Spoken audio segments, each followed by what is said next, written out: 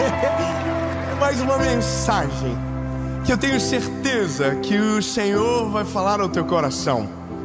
Mas se você pegar essa chave e girar na porta certa, ela vai abrir. É sobre uma chave que abre todas as portas, o que nós chamamos de a chave mestra. Não importa a porta que você colocar, ela vai abrir.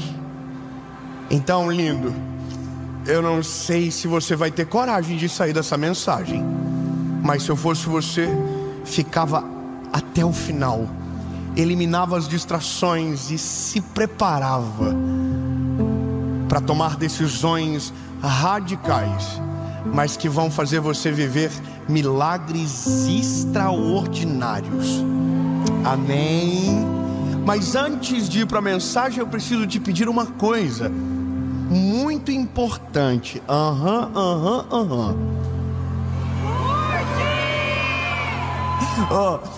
Curte o vídeo, comenta, compartilha.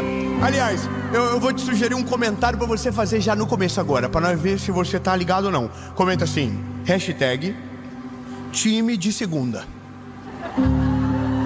E não é de segunda linha, é de segunda-feira. Ei, irmão, comenta aí, compartilha. E se você não é inscrito no canal, se inscreva agora, ativa o sininho. Nós estamos chegando a quase 10 milhões. 10 milhões. Ei, irmão, se inscreve, ativa o sininho. E eu tenho uma palavra para prometer para você. Quando batermos 10 milhões, ainda não sei como, mas vamos sortear um inscrito do canal para no ano que vem, em maio de 2025, e na terra onde Jesus nasceu com a gente. Ei, só que você tem que estar assim, inscrito, bebê. Então até dá uma conferidinha. Vai que é você. Amém? Vai que é alguém de Tubarão. Vai que é um Baby Shark daqui que vai. Vamos pra mensagem. Aleluia. Olha, é desafiador dizer que existe uma chave que abre todas as portas. É difícil, porque ao mesmo tempo que eu estou dizendo que existe uma chave que abre todas as portas, eu não posso me esquecer que a palavra diz que tem portas que Deus abre e ninguém fecha, mas existem portas que Ele fecha e que ninguém abre. E essa porta não é sobre a chave, é sobre quem fechou. Então, essa palavra serve para tudo aquilo que é da vontade do Senhor sobre você, mas só vai acontecer se você usar a chave certa. Então vamos lá. Evangelho do João, capítulo de número 2, versículo de número 5. E a sua mãe, Maria, disse aos funcionários: tudo o que ele pedir para vocês, façam. Amém. Vamos de novo. Tudo o que ele pedir para vocês, façam. Começamos. E estava ali 6 talhas de pedra, do tipo usado pelos judeus para as purificações. E em cada uma cabiam cerca de 80 a 120 litros. E Jesus lhe disse: enchei de água as talhas. E eles a encheram até a borda. E ele disse: agora tirai e levem ao mestre-sala para que ele prove. E quando o mestre-sala provou a água transformada em vinho, não sabendo de onde viera, mas os serviçais que haviam tirado a água já sabiam.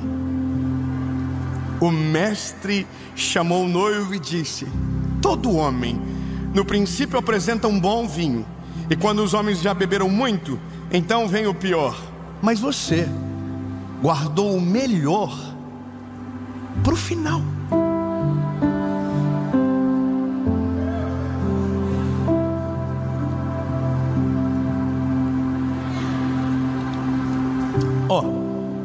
Vamos combinar um negócio? Você vai ter que abrir a sua mente agora. Você vai ter que tirar toda a restrição de fé que talvez alguém tenha gerado dentro de você ao longo da caminhada. Eu quero que você tire toda a frustração que alguém possa ter feito, ou talvez todas as orações que você fez e aparentemente Deus não respondeu. Todo milagre que você pediu e não chegou, limpa tudo agora. Coloca tudo para fora. Deixa o coração puro, deixa o coração limpo para ouvir o que eu vou falar para vocês. Olha, João, ele era um discípulo muito conectado com Jesus. A Bíblia diz que o Senhor tinha 12 discípulos, 3 eram amigos, mas um era íntimo dele. E esse discípulo é aquele que escreve esse texto. E quando você lê sobre João, quando você lê o evangelho dele, você vê uma riqueza de detalhes que falta em alguns momentos. Por exemplo, tem coisas que Lucas fala que João não disse. Sobre Pedro, por exemplo, tem detalhes de Pedro que só Lucas conta, João não. Mas João conta mais detalhes de Jesus do que sobre os discípulos, o que é bom para você entender algumas coisas. Então Lucas fala muito sobre os fatos, mas João tem um cuidado específico para falar sobre Jesus, de uma forma que um evangelho acaba completando o outro e torna-os os perfeitos. Mas quando você olha João fala de 7 milagres que Jesus fez, e que antes de fazer o milagre, Jesus pediu algo para ser feito para quem estava buscando o milagre. Então é preciso entender que tem milagres que acontecem de maneira sobrenatural, porém não é nos exigido nada, a gente só vive. Quantos milagres invisíveis que você vive e que nem sabe para testemunhar? Quantos acidentes que Deus já te livrou? Quantos combates desnecessários o Senhor já te livrou? Quantas vezes a sua vida foi preservada e você nem sabe que Deus o fez, mas Ele fez, e você só está aqui porque a Bíblia diz que a causa de nós não sermos consumidos são as suas misericórdias. Misericórdias essas que se renovam a cada manhã. Lindo, Jesus ama você, sabe o teu nome, o teu endereço, cuida de você na palma da tua mão, da mão dele, tem os cabelos da tua cabeça contados. É detalhe demais para você entender, mas ele conhece tão bem você que nem você mesmo se conhece como ele te conhece. Mas existem milagres que Jesus vai fazer, mas antes a nossa postura de fé vai ser testada, e a maneira que a gente se porta determina o milagre que a gente vai viver. Então, por isso que eu disse que é bom que você tire tudo do coração, que você agora limpe, purifique, porque eu sei que tem coisas que você já orou que Deus não fez, que teve milagres que você pediu e que o Senhor não realizou. E eu sei, porque eu também tenho orações que não foram respondidas, ou foram, mas por conta da minha ignorância não entendi.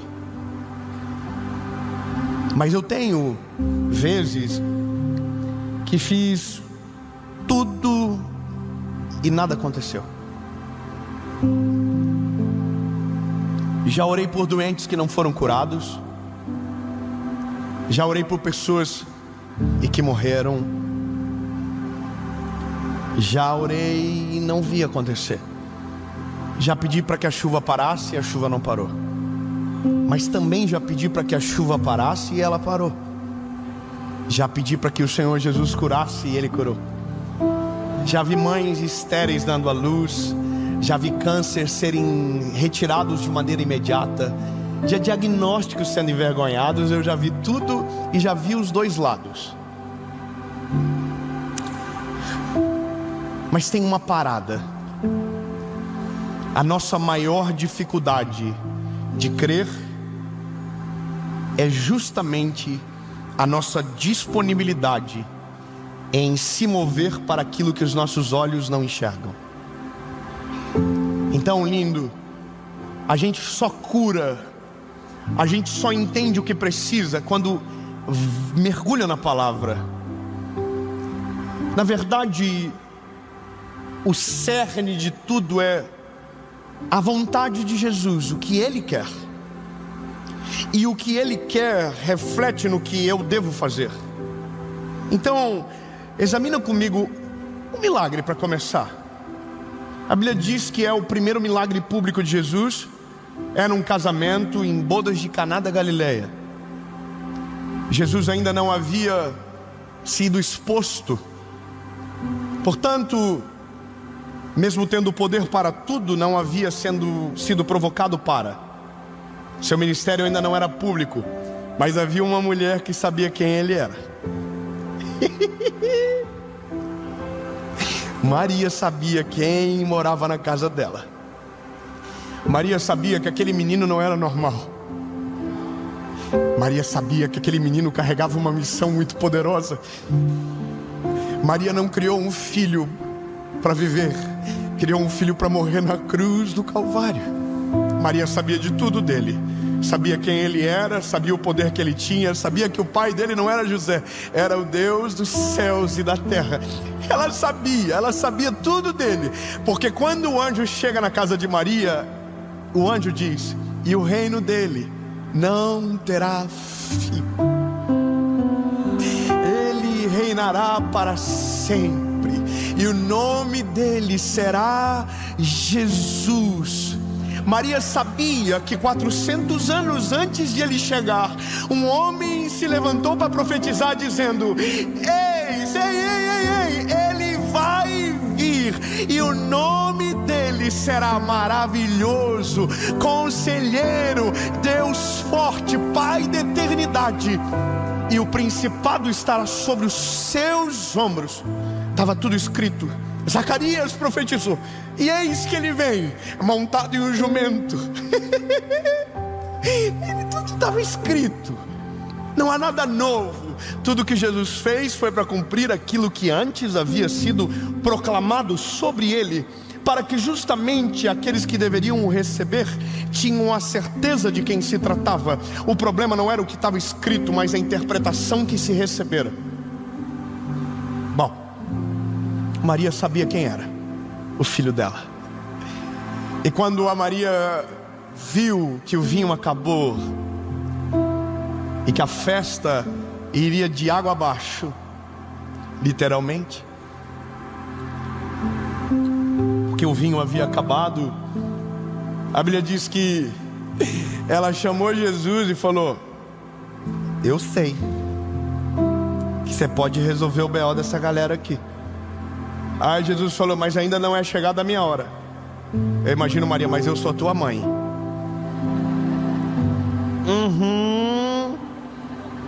Quem tem mãe sabe do que eu estou falando, amém?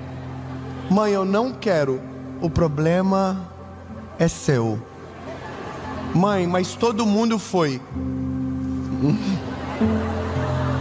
Você sabe. Não, Maria. Chamou os funcionários e falou: seguinte, faz tudo o que ele falar para vocês. Mas quem iria fazer tudo não sabia quem ele era, não tinha uma história com ele, não havia um milagre contado, não havia nada registrado acerca dele. Ele era o filho do carpinteiro de Belém, ele era o filho da Maria e nada mais. Primo de João Batista, sobrinho de Isabel. Era um garoto. E aí Jesus fala para a galera: tragam 6 talhas, que era o que tinha, de água para mim. E aqui começa uma verdade que quanto antes a gente aprender, melhor. Mesmo que não faça sentido, mesmo que não seja lógico, mesmo que a conta não feche, mesmo que você não consiga entender, faça tudo aquilo que Ele te mandar. 10 améns. Eu vou dizer de novo então, para melhorar. Faça tudo o que Jesus mandar, com uma certeza: se Ele falou, o final do filme já está preparado. Esses homens, esses funcionários, não tinham nenhuma história com ele, mas havia uma autoridade nele que o precedia. Você podia não acreditar que ele era o Messias, mas não tinha como dizer que aquele homem era normal. Havia algo sobre ele. Ele era 100% homem, mas também era 100% Deus. Havia autoridade sobre ele. A Bíblia diz que quando ele fica público, as multidões se acotovelavam para estar perto dele, para tocar nele, porque havia poder saindo, havia virtude fluindo dele. Agora eles não sabem ainda, mas sentem algo diferente. E agora, debaixo de uma ordem, eles têm que tomar uma postura, e a postura é encher de água as talhas. Só que tem um detalhe na Bíblia. A Bíblia diz que a talha do padrão judaico cabia de 80 a 120 litros. Só que o que a Bíblia diz sobre esses servos é que eles não colocaram 80, eles não colocaram 90, eles não colocaram 100, eles encheram até a borda.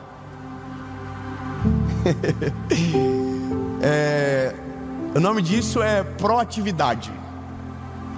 É fazer além do que se pedido foi, ou se sacrificar para ver algo ainda maior acontecer.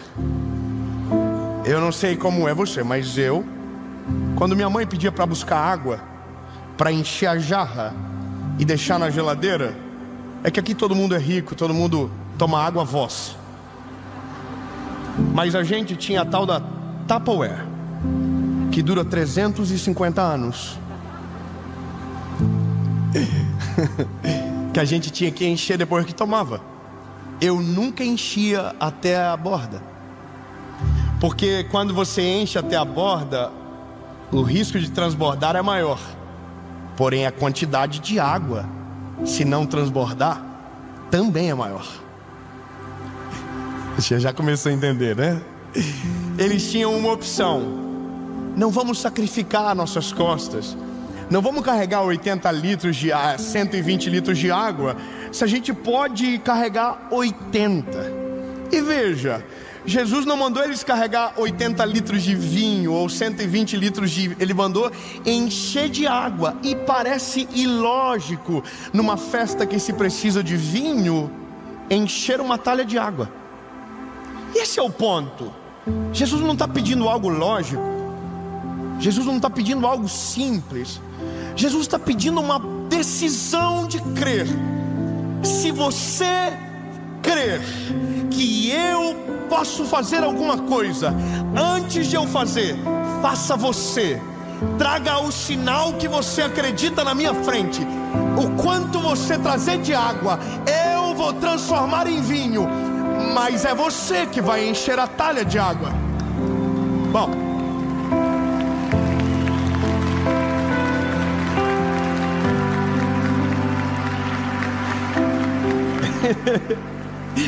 agora, o que para mim é maravilhoso, e eu consigo ver, é imaginar os serviçais da casa carregando com muito esforço aquelas talhas cheias de água, indo em direção para quem precisava de vinho. Eu imagino, sabe o que? As pessoas em volta dizendo: o que você está levando? Chegou o vinho. Aí, não chegou ainda, mas vai chegar. Mas o que você está carregando? Água. Mas eu sei que vai virar vinho. Não, irmão, peraí. Quando cremos no milagre, a palavra crer é ver antes de acontecer. Fé é o firme fundamento nas coisas que não se enxergam, mas que se creem de todo o coração. Portanto, você nunca pode chamar de milagre aquilo que você não viu pela fé. Eu vou ser mais claro. Tudo que você pede, tudo que você coloca na presença do Senhor, a partir do momento que você coloca, os seus olhos precisam ver pela fé aquilo que você apresentou ao Senhor. E isso muda a postura da gente. Eu vou ser bem específico com você, mas antes eu preciso te dizer: as talhas chegaram até Jesus.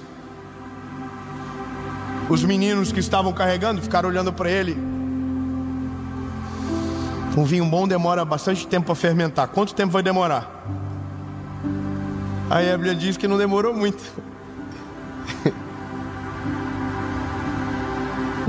Eu imagino, irmão, se eu tô lá, eu ia estar assim, ó, para ver. Irmão, tem um homem dizendo que aquilo ali vai virar vinho. Eu quero ver. Eu quero ver. Só que a Bíblia diz que não diz o momento que virou vinho. A Bíblia não fala se virou vinho quando o mestre Sala experimentou, se virou vinho enquanto eles estavam carregando as talhas, se virou vinho quando as talhas chegaram até Jesus. A Bíblia só diz que quando o mestre Sala colocou na boca, era vinho. Não, meu Deus, irmão, vamos de novo. Não se sabe quando foi a hora. Qual foi a hora? Ninguém sabe. Quando eles estavam carregando? Não sei. Quando chegou? Não sei. Quando eles transportaram? Não sei. Eu só sei de uma coisa: quando o mestre Sala colocou na boca, ele disse: uau! Que isso? Os irmãos do vinho estão tudo assim, ó. É pecado? Irmão, deixa eu falar uma coisa para você. A Bíblia diz que quando o mestre Sala experimentou, ele falou: oh my Jesus, é vinho. E não é só vinho, é o melhor vinho que eu já experimentei. Aí ele fica inconformado com a liturgia da chegada daquele vinho, e ele vai no dono da festa, no noivo, e diz: que é isso que você fez? Normalmente se deixa o melhor vinho para o começo. Você serve quando todo mundo está bêbado, coloca tudo que tiver de refúgio. Você deu o melhor no começo, que eu pensei que era o melhor, mas o que você serviu por último é muito melhor do que tudo que foi servido. Mas minutos atrás aquilo era só água. Eu vou ser mais claro com você. Um vinho precisa de 2 anos para fazer a sua fermentação ficar aprazível ao paladar, e nem sempre ele será tão bom. Quanto mais velho, melhor.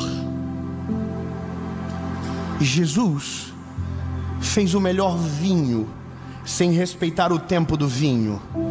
Jesus fez o melhor vinho sem precisar de uva.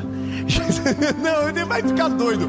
Jesus não fez o vinho com uva. Jesus fez o vinho com a talha que os servos trouxeram cheias de água. É lindo!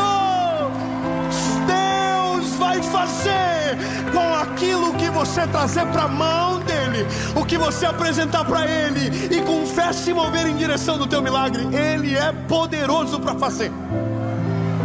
Eu sei o que vem no teu coração, aí Dave, é muito difícil, mas se você crer, você vai fazer tudo o que ele mandar. E se ele falar você ir, você vai. Se ele falar para você pular, você pula. Se ele falar para você voar, você bate a mão e voa.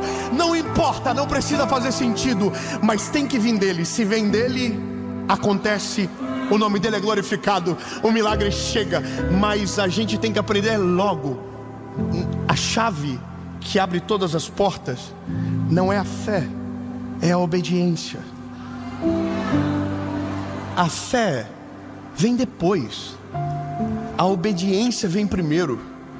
O milagre vem depois, a obediência vem primeiro.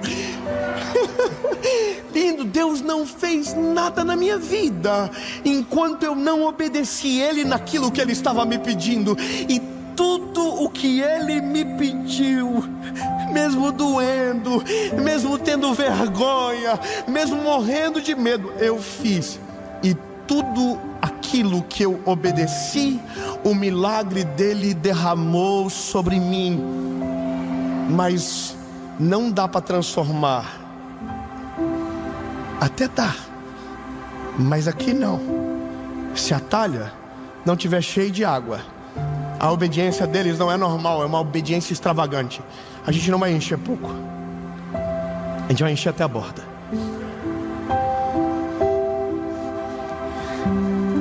Eu não sei qual é o milagre que você precisa, mas se eu fosse você, eu parava de pedir e começava a agradecer como se ele já tivesse chego. Eu vou ser mais claro.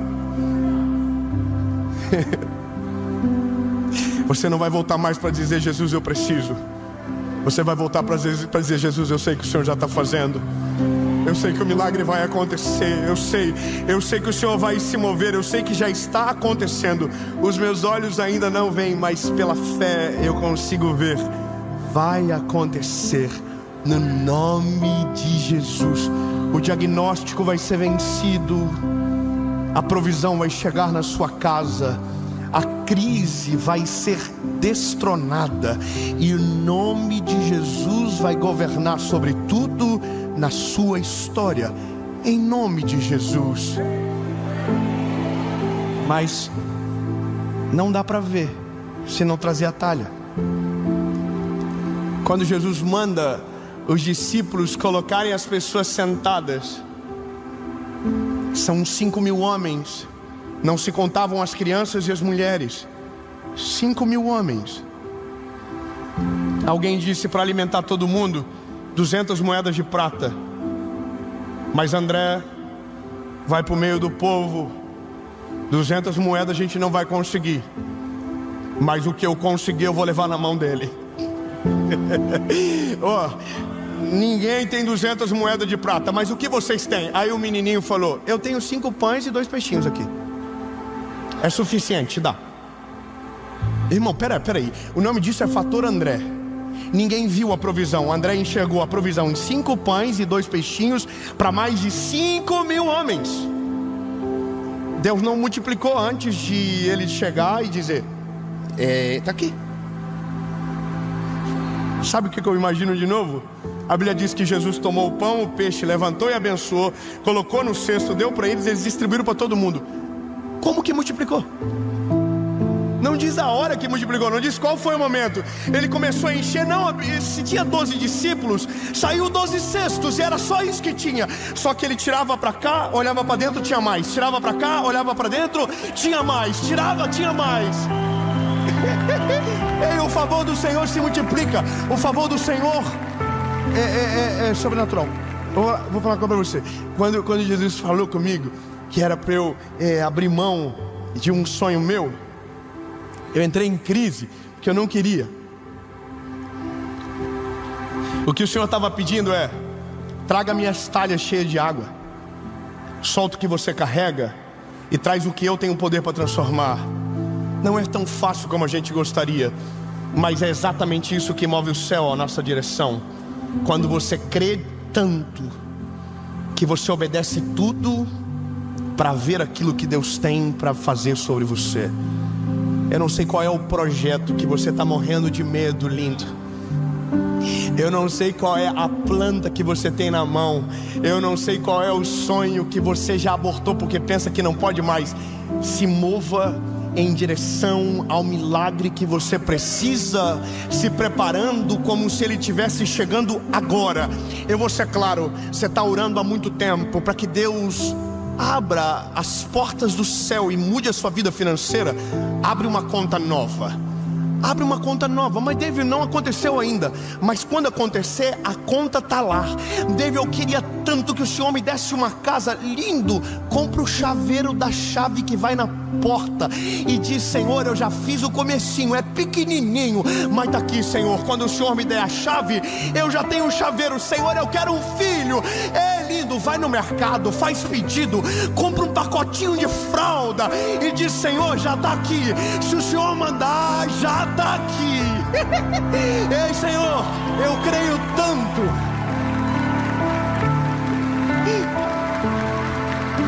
Eu sei que é difícil, mas quem crê se move no sobrenatural para ver o milagre de Deus chegar.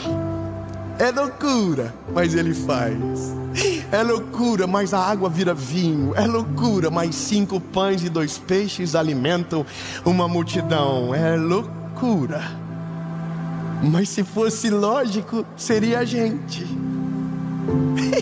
A gente precisa de planilha, a gente precisa de estratégia. Jesus só precisa de uma talha cheia de água. A gente precisa de processo. Jesus faz do jeito que Ele quer. Então, vou te falar, acredita. Pode voltar a sonhar o que o Senhor tem para você. Sabe o projeto que você está morrendo de medo? Pode se mover em direção a Ele, não desiste não. Deus vai mandar a provisão, Deus vai mandar o cuidado, Deus vai fazer o milagre. E sabe o diagnóstico que você recebeu? Coloca na frente de Jesus e diz: Senhor, se tem alguém que pode me curar, é o Senhor. E começa a declarar: Jesus, eu creio que eu estou curado. Eu creio, Jesus, que eu vou viver de maneira sobrenatural os dias sobre essa terra. Em nome de Jesus. Creia, creia. Creia antes de ver. Eu me lembro que um dia, há muitos anos atrás, eu construí e desenhei uma planta de uma casa, que seria a casa que eu iria construir. Eu não sabia quanto custava. Eu não sabia como que fazia uma casa. Eu não sabia como fazia uma laje. Eu fiz a planta, mostrei para um amigo meu. Ele disse: você sabe quanto custa 1 metro quadrado? Falei: não sei. Aí ele falou para mim: é que se você construir uma casa desse tamanho, vai sair X. Falei: isso eu não tenho condição. Ele falou: então, o que você consegue? Eu conseguia X. Eu desenhei 2X. Porque se eu contar só comigo, não é testemunho. Se eu contar só com a minha calculadora, não é milagre. Se eu contar só com aquilo que eu vejo, eu nunca vou sair do normal. Eu sempre vou viver o básico. Eu fiz 2X. Eu fiz uma casa de 2 andares. Eu fiz uma casa que tinha pele de vidro na frente. Uau, que chique. Eu desenhei. Só que aí, irmão, chegou a planta da casa. Eu fiz o projeto. E eu estava com a planta na igreja. Na igreja.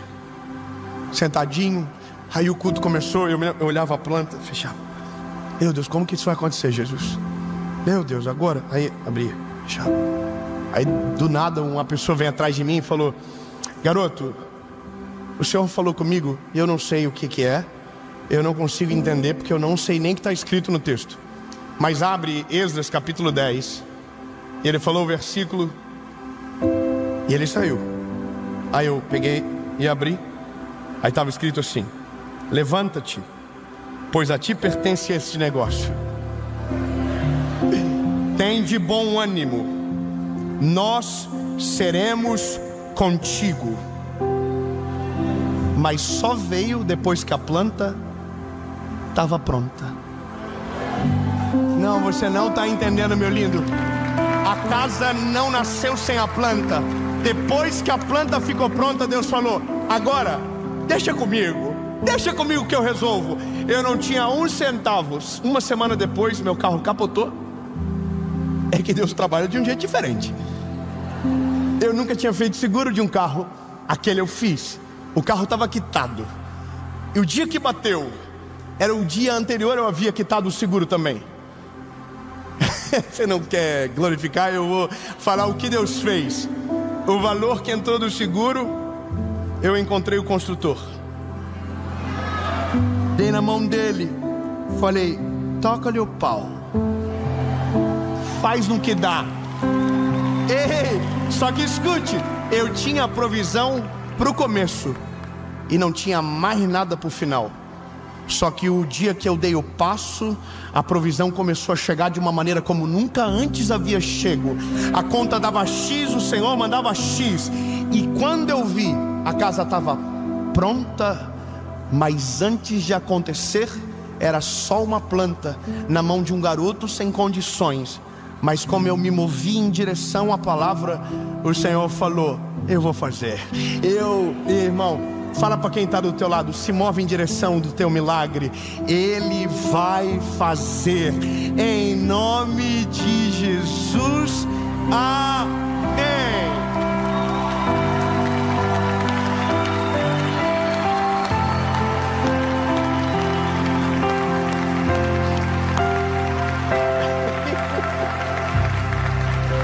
Jesus, lindo e maravilhoso.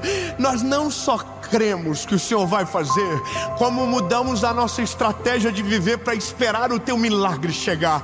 Jesus, eu creio com todo o meu coração que tudo que o Senhor prometeu vai acontecer. Eu creio que minhas orações serão respondidas.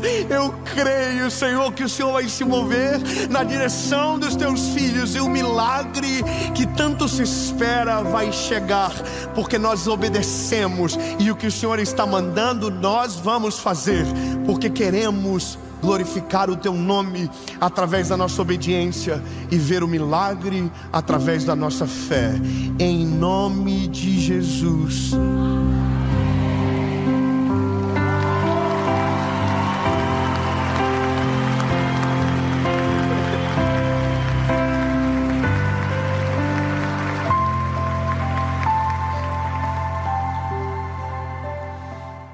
Essa é a última mensagem da série Sabedoria.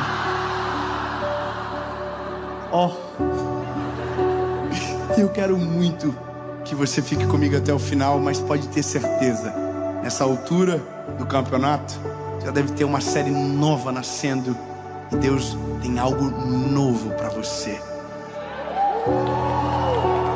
Mas como a gente precisa terminar, a última mensagem, ela sempre tem algo diferente.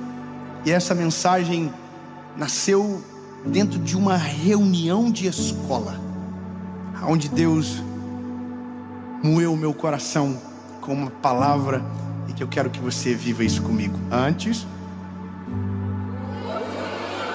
curte o vídeo, comenta, compartilha, manda para todo mundo. Se inscreve no canal, é rapidinho, você aperta o botão, se inscreve, ativa o sininho. Nós estamos chegando a 10 milhões de inscritos. Que Deus nos ajude, nós vamos chegar. Irmão, nós vamos chegar a 20 milhões e não chega a 10. É a confusão, é a ansiedade. Mas vamos chegar. Quanto mais gente alcançada pela palavra, melhor. E por falar em palavra, vamos para o vídeo.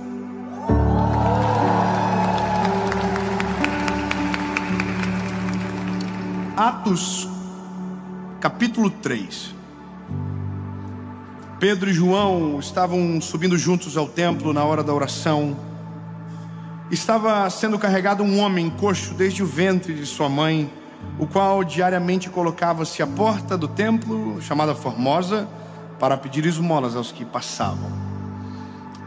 interessante falar sobre paciência usando um milagre, mas você vai entender. Eu não sei qual é a melhor forma de começar de verdade.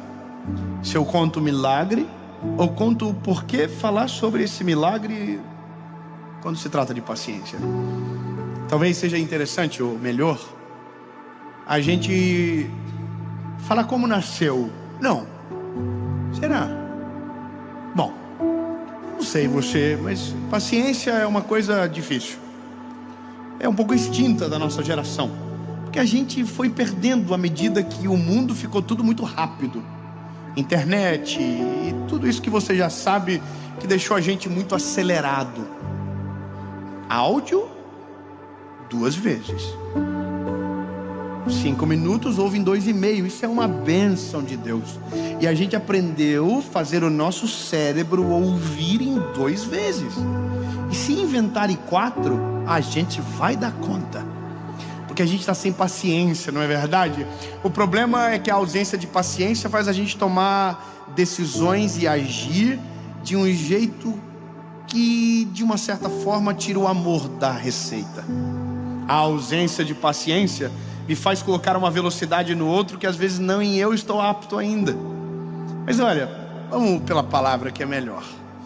Atos 3 conta uma história, que é a história de Pedro e João, que acabaram de viver o maior fenômeno do Novo Testamento. Quando eu digo fenômeno espiritual, que foi a descida do Espírito Santo em Pentecostes. Atos capítulo 2 conta que o Espírito Santo desceu e encheu todo mundo que ali estava. Só que veja que importante essa reflexão. O que é ser cheio do Espírito Santo? E a gente, não sei você, mas eu sou de um tempo que ser cheio do Espírito Santo é quem falava em línguas estranhas. Sabe aquela parada? Não sei se você sabe, então eu preciso explicar. O meu público não é só quem viveu dentro da igreja, muitos são de quem nunca entraram. Falar em línguas, um dom que todos nós que nascemos na igreja, talvez por um tempo pensávamos que só quem falava em línguas estranhas era cheio do Espírito Santo. Deixa pra lá, não quero falar mais, não fica estranho, fica ofensivo. Mas veja, falar em línguas, durante muito tempo a gente pensava que era isso, só que não. Uma coisa é uma coisa, outra coisa é outra coisa. Uau, que profundo. E isso não é ser cheio do Espírito Santo. Ser cheio do Espírito Santo é ser cheio de Deus. E quando eu digo ser cheio de Deus, é carregar os atributos de Deus na nossa vida. E o que Deus é? Deus é paciente, benevolente, amor, misericórdia, compaixão. Então quando você diz que alguém é cheio do Espírito Santo, é porque ele carrega na sua essência os atributos de Deus: paciência, benevolência. E é isso. Então Pedro e João acabaram de ser cheios do Espírito Santo. Então a imagem que a gente vem agora à cabeça não é só alguém pulando de alegria, é alguém vivendo de maneira justa, é alguém vivendo da maneira de Cristo. Então veja o que acontece quando alguém vive na maneira de Cristo. Eles estão indo para o templo na hora da oração, porque entenderam que quanto mais tem, mais querem. Isso é a presença de Jesus. Quanto mais a gente o conhece, mais a gente o deseja. Então eles estão indo para o templo na hora da oração, ponto. Agora, quando eles estão chegando, eles encontram um paralítico. Na verdade não é um paralítico, é um coxo. O paralítico não anda, o coxo anda, mas tem dificuldade. É alguém manco. Então eles encontram um coxo e eles dizem algo, e eu estou sendo bem conciso. Eles dizem: nós não temos prata nem ouro, mas aquilo que nós temos, isso te damos. Levanta e anda. Muito obrigado pelo aleluia. Obrigado. Bom, veja, acabou, parece que o milagre está pronto. Então agora ele levanta, anda e sai. Só que aí a Bíblia vai dizer que não foi assim que aconteceu. Não foi imediato. A Bíblia diz que eles falaram levanta e anda, mas o coxo não levantou. O coxo foi levantado. Vou ser mais claro. Existe um coxo sentado à porta, pedindo esmolas, dizendo: dá-me uma esmola por favor. há muito tempo. A Bíblia diz que desde sempre ele fazia da mesma forma. Só que agora, quando eles chegam, eles dizem: levanta e anda. Só tem uma reflexão importante. Uma ordem para quem nunca andou é diferente. Veja, como que eu falo levanta e anda para alguém que nunca andou e que não sabe exatamente o que é isso? Quer ver, quem tem filhos aqui? Levante a mão. Bom, eu tenho 3. Cortei. Chega muito filho, maravilhoso, mas se vier o quarto, a confusão está garantida. Mas veja, quando a gente tem filho, tem uma parada, irmão, que pega todos os pais: o tal do andar. Irmão, e é uma competição do mal. Porque um pai fala pro outro: meu filho andou com 11 meses. Aí você fala assim: o quê? Meu filho tá com 11,5 e não tá andando, deve ter algum problema. Aí você vai pro Google, e aí você pega uns pais mais psicopatas que falam: meu filho andou com 7. Aí você fala: pronto, eu tô com um problema, meu filho deve ter um problema. Porque a gente tem uma questão que a gente quer ver os nossos filhos rapidamente amadurecerem. Então a gente quer que os nossos filhos saiam da fralda logo. A gente quer que os nossos filhos andem logo. E a gente quer que eles façam no nosso tempo. E isso é o mal de todos os pais.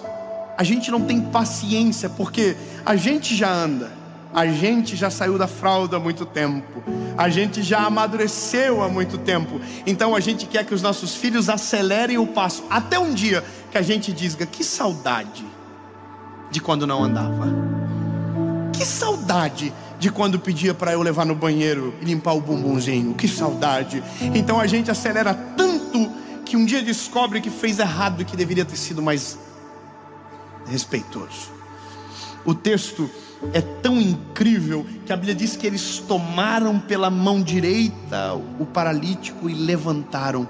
Só que não só levantaram, a Bíblia diz que eles esperaram se firmar os arteiros. Ou seja, levantaram e ficaram segurando, apoiando o coxo até que ele conseguisse firmar os pés e andar. Lindo. Sabe quando um milagre desse ia acontecer no nosso tempo? Nunca.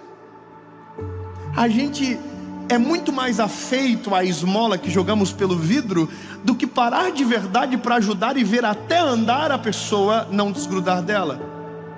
E esse é quem nós somos. E aqui mora o detalhe: ou somos cheios do Espírito Santo e transbordamos do amor, da paciência, da benevolência do Eterno, ou somos somente seres humanos que não temos paciência com ninguém e assim somos com nós mesmos também. Isso é a gente.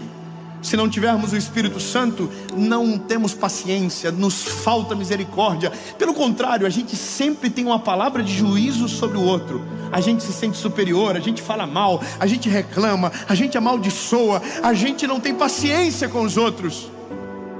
E aí, lindo, eu vou te dizer por que nasceu isso no meu coração. Eu e a minha esposa fomos chamados para ir no colégio do meu filho. E minha mãe viveu isso a vida toda comigo. Cansei de só vem com acompanhado dos pais. Nossa, irmão, eu fui isso com 17 anos. Estava profissional já. Estava no ensino médio, um marmanjo. Minha mãe sentada na secretaria e eu entrando com cara de glúteo na sala para pedir perdão para a professora. Aí eu fui pela primeira vez para uma reunião sobre um dos meus filhos. Sentei na reunião. Na verdade, começou um dia antes da reunião. Um dia antes da reunião, um professor me abordou e falou: precisamos falar sobre ele. E aí ele falou: vamos marcar uma reunião. Eu, como não tenho paciência, falei: me fala agora, me dá um release, me fala, por favor, alguma coisa, senão eu vou morrer, eu não vou conseguir nem dormir. E aí o professor falou para mim: não, é porque ele está com um pouquinho de déficit de aprendizagem. Ele não está prestando atenção, ou às vezes presta e parece que não capta. E eu estou ouvindo. E ele falou mais, ele falou: e às vezes ele está brigando com os amiguinhos. E não é que a gente às vezes não vê, mas aí os amiguinhos dizem, a gente não sabe o que está acontecendo, se ele está ficando nervoso por alguma coisa. E aí, irmão, eu já estava assim, ó, olhando pro carro, vendo ele lá, e ele já mudou o semblantezinho dele na hora. E aí no dia não foi só de um, foi de dois, irmão. Os dois estavam com a pá virada no dia. Veio reclamação do outro também. E aí eu entrei no carro, o mais novinho falou: o que foi, pai? Eu falei: nós vamos falar quando chegar em casa. Irmão, eu gerei um pavor neles. Então a gente chegou em casa, eu já chamei o pequenininho e falei: seguinte, aconteceu isso. E falei: você está de castigo. Tirei tudo que não era para tirar naquele dia, já tirei também. E aí chamei o outro mais velho e falei: isso, aquilo. Tirei o iPad, ninguém vai ter mais tela agora durante o dia. Acabou o desenho, acabou tudo. Irmão, e aí fui para a reunião no outro dia. Não tinha nem conseguido a reunião não. E aí eu cheguei na reunião, e aí tinha uma mulher muito preparada, que começou a contar o que estava acontecendo. E aí, irmão, eu estava assim, ó, preciso falar o que eu fiz.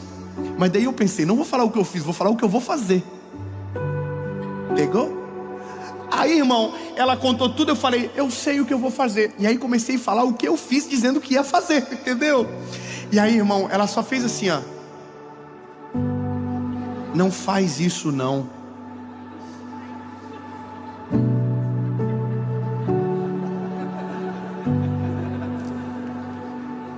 Eu falei: por quê?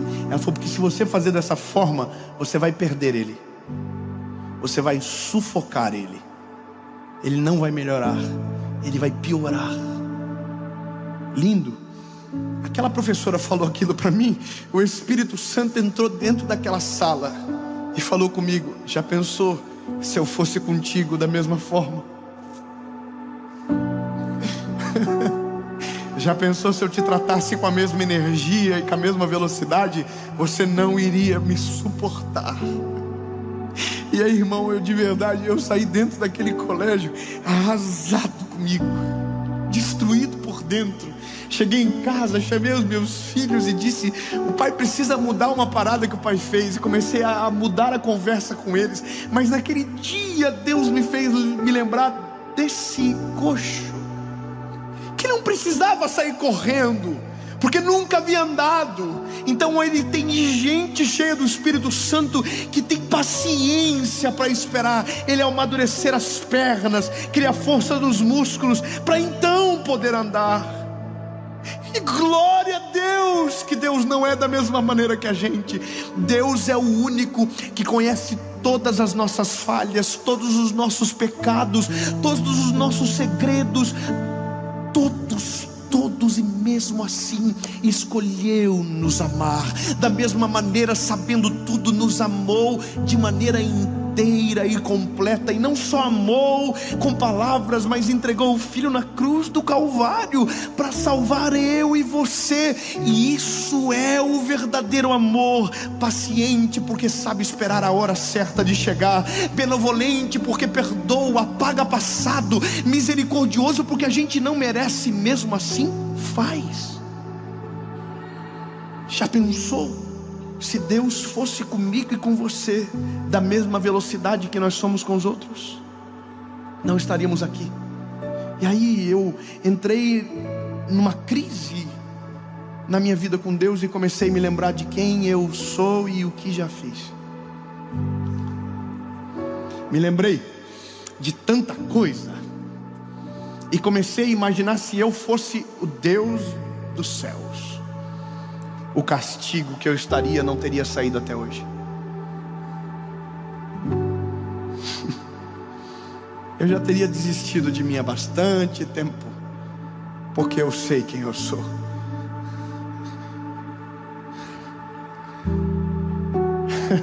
Sabe que eu descobri naquele dia? Que o déficit de aprendizagem do João tinha a ver comigo, não tinha a ver com ele, tinha a ver comigo. Eu conversei com ele de um jeito que não tinha nunca conversado. E falei: filho, o que acontece com você? E ele me lembrou o dia que eu tentei fazer ele aprender matemática da mesma maneira que eu aprendi. E aí eu entendi, lindo, que o meu filho ele estava daquele jeitinho por conta minha. Deus sabe como agir comigo, com você. Se Ele for da mesma energia que você é, Ele te perde. E Deus não perde ninguém. Deus é amoroso, misericordioso. E eu sei que isso tem um grande risco de falar para você, de você ficar folgado. Mas lindo, eu vou ser claro com você. A paciência de Deus não é para te dar o direito de atrasar, mas é para que você cresça sem medo do Pai. A paciência de Deus não é aquilo que te dá o direito de fazer do jeito que você quer e Ele vai ficar esperando do jeito que Ele está. Não. A paciência de Deus é aquele que dá o tempo para você crescer, amadurecer e florescer, sem interromper as etapas e sem te fazer acelerar antes do tempo, sem te fazer andar antes de te deixar cair, para aprender a suportar as quedas. O Deus que a gente serve é paciente para respeitar todos os nossos processos. Lindo, eu sou o que sou hoje porque sou o acúmulo de histórias que Deus me deixou viver. Deus me deixou cair, Deus me deixou deslizar, Deus me deixou perder, Deus me deixou decidir errado. Deus foi paciente. Então eu sou o acúmulo das histórias que carrego. Se Deus não deixasse, seria superficial, não teria estrutura para suportar algumas coisas. Então Deus exerce paciência, deixa a gente suportar a crise das nossas escolhas, para nos ter mais forte e caminhando com saúde. A gente perde a noção do que Deus é, porque não somos o reflexo do Pai que Ele é. E esse é o problema nosso. A palavra Pai, ela é confusa, porque todos nós tivemos um tipo de paternidade diferente. Uns, os pais foram mais presentes, outros mais ausentes. Uns mais violentos, outros mais calmos. Mas todos nós tivemos pais que foram falhos. E eu quero que você entenda que o dia que você for pai, se ainda não o for, você será falho em alguma coisa. Nós não somos perfeitos. Então, quando falamos da paternidade de Deus, pensando que nele existe falhas, nós estamos errados, porque o amor dele é diferente, a maneira dele proceder é diferente. Ele não corre na nossa direção para nos castigar, ele corre para nos pegar no colo. Ele não corre na nossa direção para nos machucar, ele corre para sarar as nossas feridas. Ele não vai na nossa direção para nos ameaçar e colocar contra a parede. Não, ele vai para nos perdoar, para nos dar um novo caminho, para restaurar as nossas forças, para aliviar o nosso cansaço. E esse é o problema. A gente se assusta porque se fosse nós no lugar dele seria diferente. E por isso tem tanta gente vivendo oprimida e sufocada no mundo, porque pensa que Deus age com ele da mesma maneira que ele age com os outros, e não é assim. Deus é paciente. Deus tem paciência com você. Deus teve paciência comigo. Deus esperou eu tomar vergonha na cara 19 anos da minha vida, e depois que tomei vergonha, tive que tomar mais vergonhas. E até hoje Deus está esperando coisas que eu preciso amadurecer urgente, e que ainda não amadureci. Deus está aí, estou te esperando, meu lindinho. Bora, continua crescendo, continua amadurecendo, continua dependendo de mim. Crescer e amadurecer não significa perder a dependência, pelo contrário, me faz subir todas as vezes para pregar com temor no coração, dizendo: Jesus, eu ainda preciso de ti. Eu não vou crescer o suficiente a ponto de viver longe da tua presença. Senhor, eu preciso todos os dias e cada dia mais. Mas Deus espera. Lindo. Eu sei que todos nós aqui temos as nossas histórias, mas eu vou te falar uma parada: alivie a pressão que você carrega. Ô meu irmãozinho mais novo,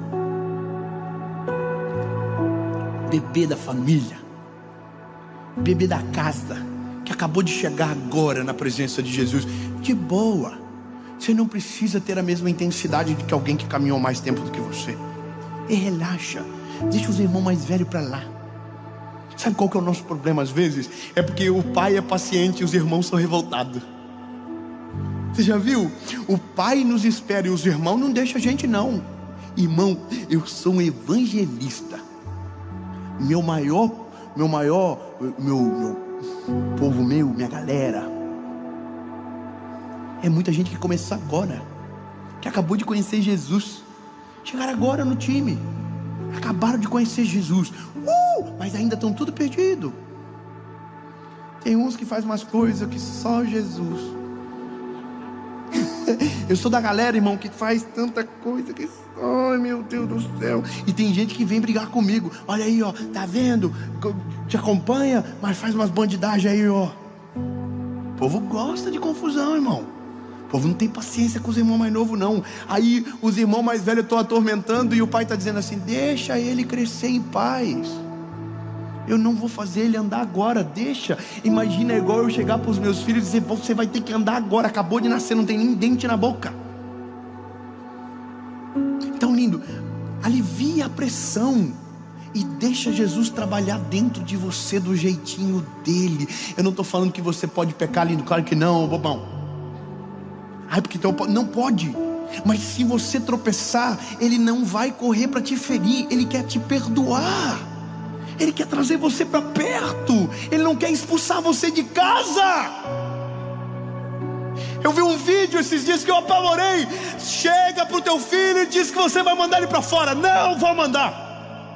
É ele que vai amadurecer e querer sair. Eu não expulso o filho de casa. O Deus que a gente serve não expulsa o filho de casa. Sabe qual é a loucura? Ah, porque vai ficar velho e não vai sair. Não, não, não, não, irmão. Quem amadurece com saúde vai embora sozinho. Na presença de Deus é diferente. Não é que vai embora, fica para sempre com o Pai, mas consegue construir a sua vida em sabedoria e com decisões firmes e posicionadas na essência que Deus deu. Mas eu não expulso o filho de casa. Esse é um negócio. A gente precisa tirar rapidamente essa loucura que a gente carrega nessa paternidade que precisa ser trabalhada em um Deus que a paternidade é perfeita. Cheguei para o João. Cheguei por Noah. Eu tenho, irmão, quando você tem filho, não sei se você tem, eu tenho 3. Um é diferente do outro. Um é um jeitinho diferente do outro. Se eu for pesado com um, é diferente. Eu não sei nem explicar, irmão, porque a gente, quando é pai, engole tudo aquilo que a gente falou dos outros. É incrível. Ai, meu filho não vai chorar. Coitado de você. Ai, meu filho não vai fazer pedir. Coitado. Oh, coitado. Tudo que a gente fala do filho dos outros, irmão, a gente vai engolir em seco. Confia. Hashtag confia.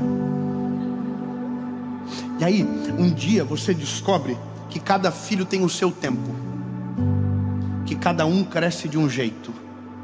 Lindo, você é igual e Deus é perfeito para saber disso tudo. Meu lindo, talvez você está casado com uma mulher, ou minha linda, você casou com um homem que acabou de conhecer Jesus. Não exija dele a mesma velocidade de amadurecimento seu. Ô irmão, não seja o irmão mais velho de alguém que fica atormentando a vida do outro. Deixa ele crescer com maturidade e sabedoria. Deixa ele crescer com calma. Não tente expor ele a perigo antes da hora. Não tente colocá-lo à prova antes do tempo. Deixa ele crescer em paz. Sabe, eu preciso falar isso para o mundo ouvir. Pare de ser chato. Você não foi autorizado para mandar no teu irmão. Quem manda é o pai, ele é o dono da casa. Eu não deixo o João educar o Noah, é eu que vou educar ele. Deus não quer que você fique forçando a barra com os irmãos mais novos. Irmão, o maior problema da igreja do nosso tempo é quando o irmão mais velho tenta educar o irmão mais novo sem a permissão do pai. Para logo. Deixa Deus completar a obra. Deixa Deus, você andou com 11 meses, talvez ele ande com 1 ano e 1. Talvez você andou com 7, ele vai andar com 11. O problema é dele, Deus é o pai dele, assim como é o teu. Respeite o tempo. Você falou com 2, ele vai falar com 3, e daí? Eu conheço um dos maiores cantores do Brasil, falou com 4 anos. 4 anos de idade. Foi a primeira palavra. Hoje é um dos maiores cantores da nossa nação. Deixa o tempo de cada um ser respeitado. Paciência. Por isso que eu sou apaixonado pelo Senhor Jesus, porque quando eu olho para o amor dele, eu me encontro, tenho paz e segurança para permanecer no caminho. Ele não me oprimiu, ele não me sufocou, ele me salvou, ele me amou, ele me libertou, ele mudou a minha história, ele me fez sentir amado, e por isso eu sou apaixonado pela vida e pelo amor do meu Senhor Jesus. Então, lindo, eu não estou falando que você tem que correr na mesma velocidade que eu só quero que você saiba, ouça o teu pai. Ouça ele. A melhor coisa da vida é quando a gente ouve ele. Nada é melhor. Ouça ele. Lindo, fica tranquilo, o Senhor vai fazer algo lindo na tua vida. Ei, relaxa. Jesus conhece a gente, bonitinho, tudo, amor. Eu não sei porque gostou de nós. Meu Deus, irmão, você é ruim, irmão. Você é ruim, hein? Você é ruim. Eu, sangue de Jesus. Se você fosse se contratar, você não se contratava. Eu jamais, irmão, eu sei o problema que eu sou. Jesus não só chamou nós, mostrou amor dando a vida do Filho na cruz. Então, a gente tem que aprender logo. Ele está dando tempo, Ele consegue esperar, mas não esperando você na libertinagem, mas no desejo de amadurecer. Tem gente que pensa que a graça é o direito de pecar. Não, irmão. A graça é o poder de ser perdoado. Olha que poderoso. O Senhor nos dá a chance de sermos renovados. Chamei o João, falei: filho, desculpa o pai. O pai quer te pedir perdão. Porque o pai, quando tinha a tua idade, teve o mesmo problema. Aí ele falou para mim: o pai? Eu falei: aham. E os filhos? O pai foi igual você. Sabe por que Jesus veio para o mundo e morreu na cruz no nosso lugar e viveu a nossa vida? Para que um dia pudesse olhar para a gente: eu sei o que vocês passam, mas tem de bom ânimo, eu venci o mundo. E se eu venci, vocês também vão vencer. Você pode celebrar o nome de Jesus por isso, meu lindo. Ele não é um Deus apático, Ele é um Deus empático. Ele se coloca no nosso lugar. Sabe qual é a loucura? Quando Deus olha para o homem, Ele não vê a gente, Ele vê Jesus. É o padrão perfeito. Como não amar esse evangelho? Como não amar? Como não olhar com misericórdia para o meu irmão mais novo, sabendo que já passei o que ele passou? E é isso que o evangelho faz. O evangelho traz para dentro de mim a natureza de Deus. O Pedro e o João estão esperando o coxo levantar. Estão com o ombro debaixo dele. Aí a Bíblia diz que quando os arteiros se firmaram, ele foi para o templo junto com o Pedro e com o João. Só que a Bíblia diz que ele entrou saltando e pulando. Quando respeitamos as etapas, o resultado é sólido e duradouro. Quem tenta fazer o que não foi feito para fazer antes do tempo cai e às vezes nunca mais volta a andar. E é isso. O João está aprendendo a contar, está aprendendo a ler, está aprendendo as palavras. A gente vai tomar banho juntos. Eu falo: filho, escreve o nome do pai no box. Daí ele começa: é assim, pai? Fala: é assim. Segue, tá escrevendo. E aí quando ele termina, a gente faz uma festa.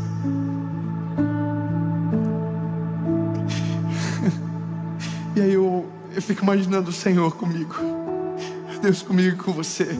A gente está caído, está vivendo distante dele, e aí a gente volta e diz: me dá chance, me dá chance. Deus diz: eu dou, claro, vamos. E aí você volta, o que acontece? Com uma festa. Aí você acerta um dia, ele diz: é o meu filho. É isso que é o amor do evangelho, é o amor de Jesus por mim e você. É meu filho. Acertou um dia, acertou outro dia, acertou de novo. Aquele ponto não volta mais. Ele já decorou e aprendeu de verdade. Jesus é assim com a gente, Jesus é assim com você. Então, bebê, tem uma ótima notícia. Aproveite a paciência para ser perdoado. Aproveite a paciência para ser amado. Aproveite a paciência para amadurecer com saúde e de maneira sustentável. Aproveite a paciência para decidir. E eu tenho uma pergunta, e dessa maneira termino a série. Você que nunca entregou a sua vida para Jesus, Ele teve paciência para te esperar até agora.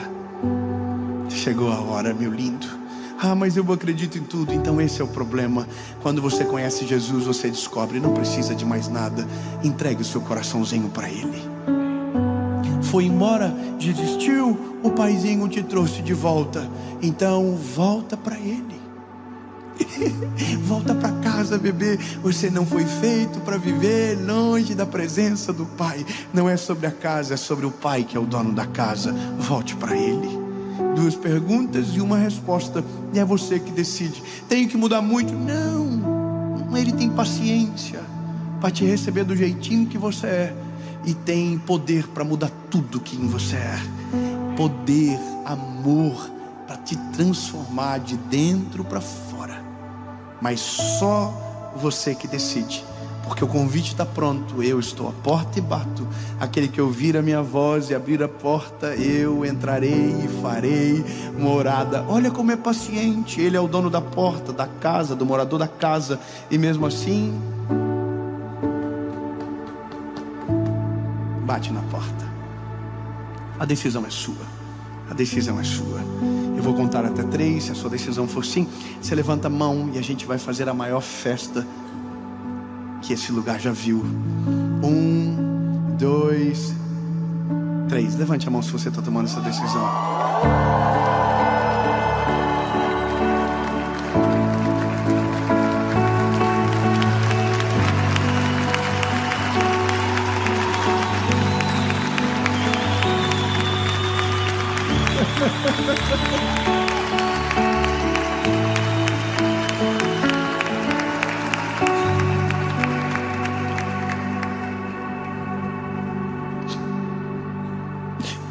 Por que tantas mãos se levantam?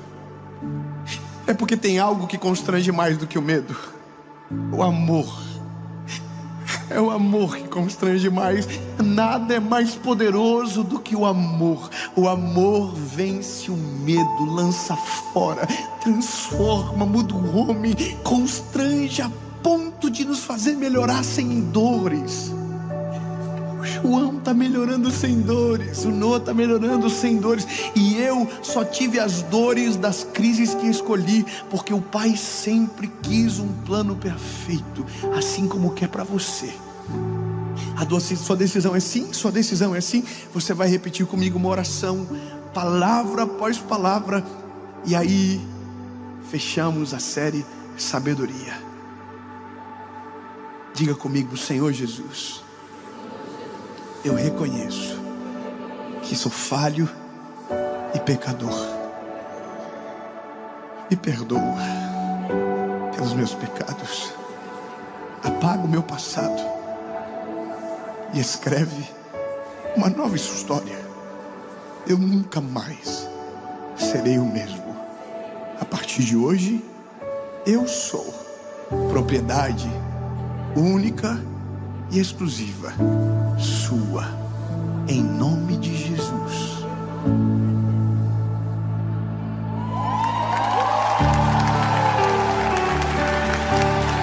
Se eu tô lá, eu ia estar assim, ó, para ver. Irmão, tem um homem dizendo que aquilo ali vai virar vinho. Eu quero ver. Eu quero ver. Só que a Bíblia diz que não diz o momento que virou vinho. A Bíblia não fala se virou vinho quando o mestre Sala experimentou, se virou vinho enquanto eles estavam carregando as talhas, se virou vinho quando as talhas chegaram até Jesus. A Bíblia só diz que quando o mestre Sala colocou na boca, era vinho. Não, meu Deus, irmão, vamos de novo. Não se sabe quando foi a hora. Qual foi a hora? Ninguém sabe. Quando eles estavam carregando? Não sei. Quando chegou? Não sei. Quando eles transportaram? Não sei. Eu só sei de uma coisa: quando o mestre Sala colocou na boca, ele disse: uau! Que isso? Os irmãos do vinho estão tudo assim, ó. É pecado? Irmão, deixa eu falar uma coisa pra você. A Bíblia diz que quando o mestre Sala experimentou, ele falou: oh my Jesus, é vinho. E não é só vinho, é o melhor vinho que eu já experimentei.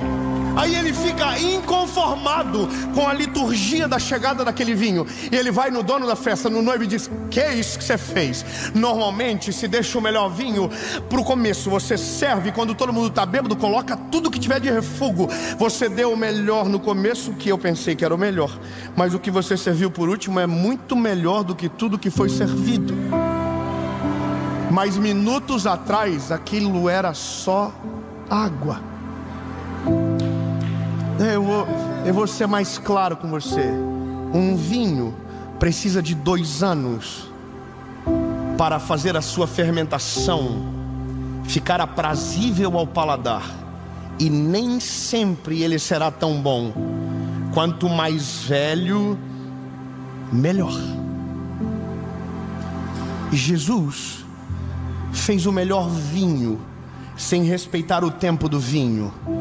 Jesus fez o melhor vinho sem precisar de uva. Não, ele vai ficar doido. Jesus não fez o vinho com uva. Jesus fez o vinho com a talha que os servos trouxeram cheias de água. É lindo! Deus vai fazer com aquilo que você trazer para a mão dele, o que você apresentar para ele, e com fé se mover em direção do teu milagre. Ele é poderoso para fazer. Eu sei o que vem no teu coração, aí Dave, é muito difícil, mas se você crer, você vai fazer tudo o que ele mandar. E se ele falar você ir, você vai. Se ele falar para você pular, você pula. Se ele falar para você voar, você bate a mão e voa. Não importa, não precisa fazer sentido, mas tem que vir dele. Se vem dele, acontece. O nome dele é glorificado, o milagre chega. Mas a gente tem que aprender logo. A chave que abre todas as portas não é a fé, é a obediência. A fé vem depois, a obediência vem primeiro. O milagre vem depois, a obediência vem primeiro. Lindo, Deus não fez nada na minha vida enquanto eu não obedeci Ele naquilo que Ele estava me pedindo. E tudo o que Ele me pediu, mesmo doendo, mesmo tendo vergonha, mesmo morrendo de medo, eu fiz. E tudo aquilo que eu obedeci, o milagre dele derramou sobre mim. Mas não dá para transformar. Até dá, mas aqui não. Se a talha não estiver cheia de água, a obediência deles não é normal, é uma obediência extravagante. A gente não vai encher pouco, a gente vai encher até a borda.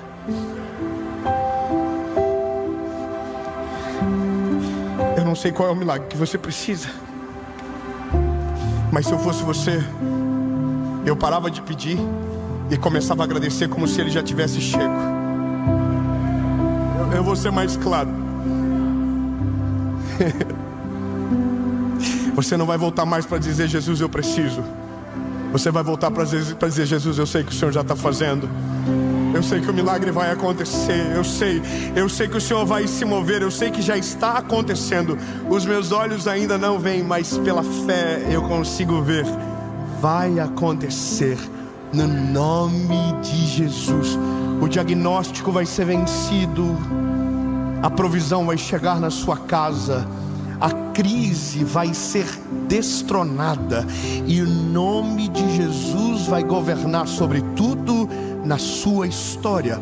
Em nome de Jesus. Mas não dá para ver se não trazer a talha.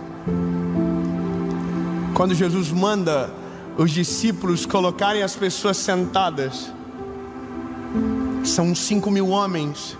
Não se contavam as crianças e as mulheres. 5.000 homens. Alguém disse para alimentar todo mundo 200 moedas de prata. Mas André vai para o meio do povo. 200 moedas a gente não vai conseguir, mas o que eu conseguir eu vou levar na mão dele. Ninguém tem 200 moedas de prata, mas o que vocês têm? Aí o menininho falou: eu tenho 5 pães e 2 peixinhos aqui. É suficiente, dá. Irmão, peraí. O nome disso é fator André. Ninguém viu a provisão. André enxergou a provisão em 5 pães e 2 peixinhos para mais de 5.000 homens. Deus não multiplicou antes de ele chegar e dizer: tá aqui. Sabe o que eu imagino de novo? A Bíblia diz que Jesus tomou o pão, o peixe, levantou e abençoou, colocou no cesto, deu para eles distribuíram para todo mundo. Como que multiplicou? Não diz a hora que multiplicou, não diz qual foi o momento. Ele começou a encher, não, se tinha 12 discípulos, saiu 12 cestos e era só isso que tinha. Só que ele tirava para cá, olhava para dentro, tinha mais. Tirava para cá, olhava para dentro, tinha mais. Tirava, tinha mais. Ei, o favor do Senhor se multiplica. O favor do Senhor é sobrenatural. Vou falar para você. Quando Jesus falou comigo que era para eu abrir mão de um sonho meu, eu entrei em crise, porque eu não queria. O que o Senhor estava pedindo é: traga minhas talhas cheias de água, solta o que você carrega e traz o que eu tenho poder para transformar. Não é tão fácil como a gente gostaria, mas é exatamente isso que move o céu à nossa direção. Quando você crê tanto que você obedece tudo para ver aquilo que Deus tem para fazer sobre você. Eu não sei qual é o projeto que você está morrendo de medo, lindo. Eu não sei qual é a planta que você tem na mão. Eu não sei qual é o sonho que você já abortou porque pensa que não pode mais. Se mova em direção ao milagre que você precisa, se preparando como se ele estivesse chegando agora. Eu vou ser claro, você está orando há muito tempo para que Deus abra as portas do céu e mude a sua vida financeira. Abre uma conta nova. Abre uma conta nova. Mas David, não aconteceu ainda. Mas quando acontecer, a conta está lá. David, eu queria tanto que o Senhor me desse uma casa. Lindo. Compra o chaveiro da chave que vai na porta e diz: Senhor, eu já fiz o comecinho, é pequenininho, mas está aqui, Senhor. Quando o Senhor me der a chave, eu já tenho o chaveiro. Senhor, eu quero um filho. É lindo. Vai no mercado, faz pedido, compra um pacotinho de fralda e diz: Senhor, já está aqui. Se o Senhor mandar, já está aqui. Ei, Senhor, eu creio tanto.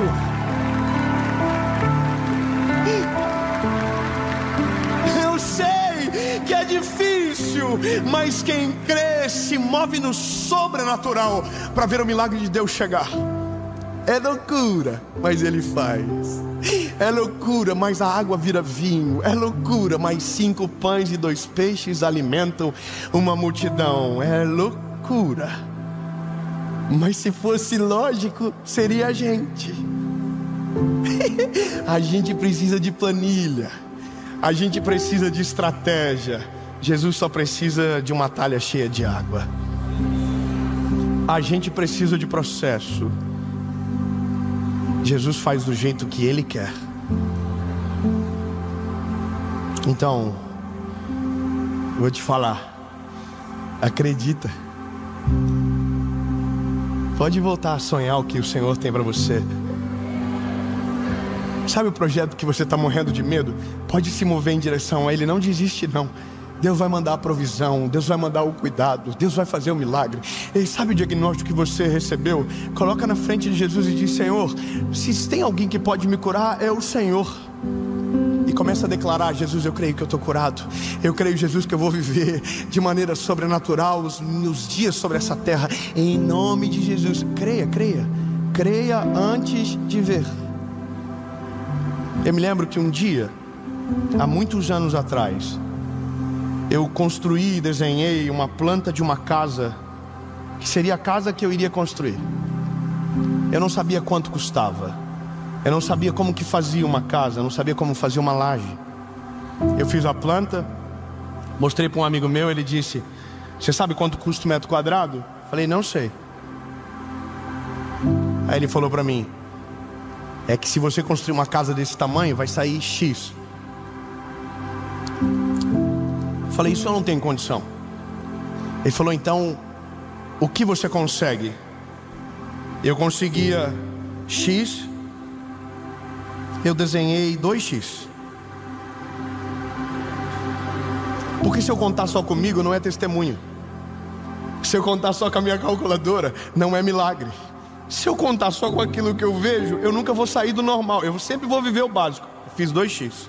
Eu fiz uma casa de 2 andares. Eu fiz uma casa que tinha pele de vidro na frente. Uau, que chique. Eu desenhei. Só que aí, irmão, chegou a planta da casa, eu fiz o projeto e eu estava com a planta na igreja. Na igreja, sentadinho. Aí o culto começou, eu olhava a planta, fechava. Meu Deus, como que isso vai acontecer, Jesus? Meu Deus, agora? Aí abria, fechava. Aí do nada uma pessoa vem atrás de mim e falou: garoto, o Senhor falou comigo e eu não sei o que é, eu não consigo entender, porque eu não sei nem o que está escrito no texto.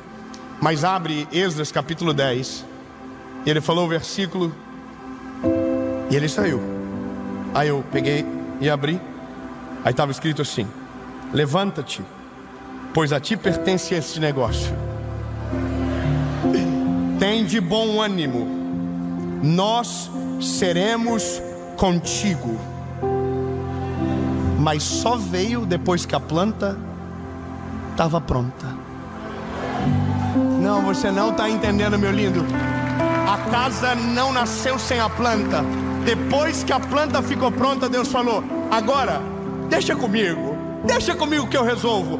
Eu não tinha um centavo. Uma semana depois, meu carro capotou. É que Deus trabalha de um jeito diferente. Eu nunca tinha feito seguro de um carro. Aquele eu fiz. O carro estava quitado. E o dia que bateu, era o dia anterior, eu havia quitado o seguro também. Você não quer glorificar? Eu vou falar o que Deus fez. O valor que entrou do seguro, eu encontrei o construtor. Dei na mão dele. Falei: toca-lhe o pau. Faz no que dá. Ei, só que escute, eu tinha a provisão para o começo e não tinha mais nada para o final. Só que o dia que eu dei o passo, a provisão começou a chegar de uma maneira como nunca antes havia chego. A conta dava X, o Senhor mandava X. E quando eu vi, a casa estava pronta, mas antes de acontecer, era só uma planta na mão de um garoto sem condições. Mas como eu me movi em direção à palavra, o Senhor falou: eu vou fazer. Irmão, fala para quem está do teu lado: se move em direção do teu milagre. Ele vai fazer, em nome de Jesus. Amém.